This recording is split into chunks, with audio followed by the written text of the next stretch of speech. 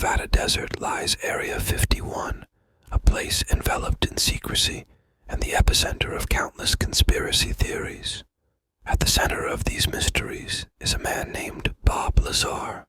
Bob Lazar, born in 1959, raised in Coral Gables, Florida. His life took an unexpected turn when he thrust himself into the public eye with startling claims in the late 1980s that he alleged involvement in a government program tasked with reverse engineering extraterrestrial technology. Well, there's several, actually 9 flying saucers, flying discs, that are out there of extraterrestrial origin. Lazar claimed he was recruited for this clandestine operation due to his expertise in propulsion systems. He spoke of being hired by a shadowy group to work at a location near Area 51, known as S4, where he purportedly encountered advanced flying saucers. At any given moment, Lazar claimed he could receive a phone call requiring his immediate presence at the McCarran International Airport in Las Vegas. The urgency of these calls was such that Lazar asserted he would drop everything and swiftly make his way to the airport. Lazar described boarding a blacked-out, unmarked bus waiting for him on the tarmac. The windows of this mysterious vehicle were said to be completely opaque, rendering any attempts to discern the surroundings futile. As the bus navigated its way through undisclosed routes, Lazar, along with other personnel involved in the alleged project, would sit in near-complete darkness. The covert nature of these journeys added an extra layer of secrecy, emphasizing the classified nature of the work he claimed to be engaged in. Lazar's descriptions of what he claimed to have witnessed both inside and outside the alleged extraterrestrial spacecraft were nothing short of extraordinary, painting a vivid picture of advanced technology and classified documents. One set of documents that Lazar read was classified on religion. You saw some other reports that you... Yeah, religious documents, yeah. Well, pretty hard to swallow. Very hard to swallow. Saying basically that...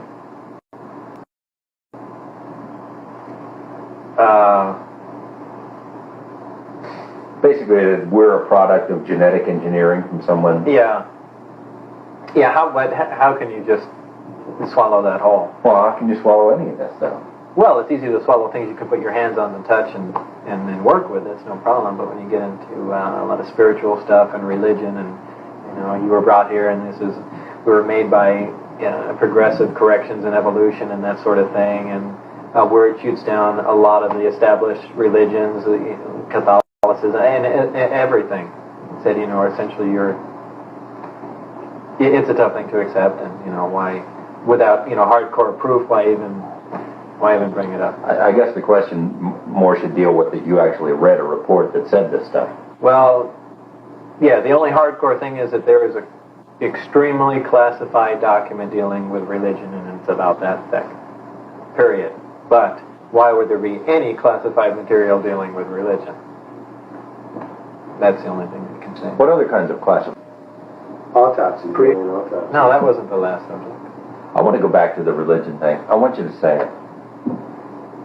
Oh, come on, that's so weird. That's a lot. I'm not asking you to say what you believe to be a fact. I'm asking you to say what you read in a report that that is distributed at what may be the most top secret facility in the world. Okay. All right. All right, I'll say it. It's so far out. All right, your objection has been noted. Okay. What does it say? That we're containers. That's how supposedly the aliens look at us. That we are nothing but containers. Containers of? Containers. Maybe containers of souls. You can come up with whatever theory you want, but we're containers. And that's how we're mentioned in the documents. That religion was specifically created so we have some rules and regulations for the sole purpose of not damaging the containers. The souls? Meaning... Well, the souls or the bodies, whatever. That's meaning like we're containers for souls that they're going to use at some other point. Right. And that they had something to do with different prophets and and biblical figures? Yes. What? Well, that supposedly Jesus and two other beings were genetically engineered. They were implanted in people on Earth in biblical times, and their births were closely monitored. Lazar also described the detailed interior of the spacecraft as a surreal blend of alien technology and futuristic design. He described a small sports model craft where a central gravity amplifier allegedly controlled the propulsion system. The gravity amplification, according to Lazar, was facilitated by the mysterious element 115. He explained that this element, when bombarded with protons, generated a gravitational field, allowing the craft to manipulate space-time, which he claimed powered the craft. The propulsion system was depicted as a marvel of engineering, manipulating gravity to enable rapid and unconventional movements. The spacecraft's control center featured unconventional seats, seemingly designed for beings with different anatomies, emphasizing the extraterrestrial origin of the technology. Lazar's accounts of the spacecraft's interior presented a stark contrast to conventional human-made technology, pushing the boundaries of what was considered possible. In the Nevada desert near Area 51, he claimed to have witnessed test flights. The flying saucer-like craft would allegedly glide effortlessly through the air, executing maneuvers that challenged the limits of human aviation technology. According to Lazar, his role involved examining and attempting to understand the alien technology. He also claims there was 9 spacecraft during his occupation at S4. 9 hangar doors are angled at about 60 degrees. These doors are covered with a sand-textured coating to blend in with the side of the mountain and the desert floor. However, Lazar's revelations came at a cost. As he began to share his experiences with the public, I did not believe that this should be a security matter. Some of it, sure. But just the concept that there's definite proof, and we even have articles from another world, another system. You just can't not tell everyone. A lot of people don't believe that. the U.S. government vehemently denied his claims, dismissing him as a fabrication and asserting that Area 51 was purely a military testing site. Lazar's employment came to an abrupt end.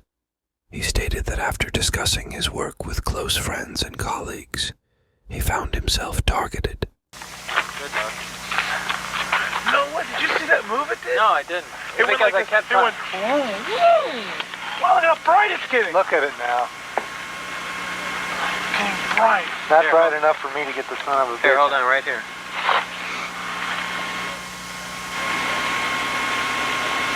Are you there? No.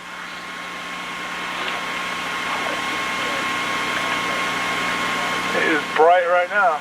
He was allegedly fired from his position and faced challenges as his educational and professional background were questioned. His academic records were allegedly expunged as part of an effort to discredit him or conceal his involvement in classified government projects.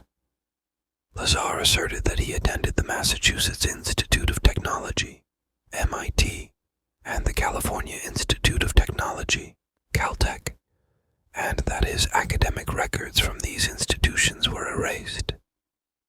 Lazar's journey into the heart of government secrecy and his subsequent fall from grace remains a captivating enigma. Whether a whistleblower revealing classified truths or a controversial figure with a vivid imagination, his story invites us to delve into the murky waters where government secrets and extraterrestrial mysteries intersect.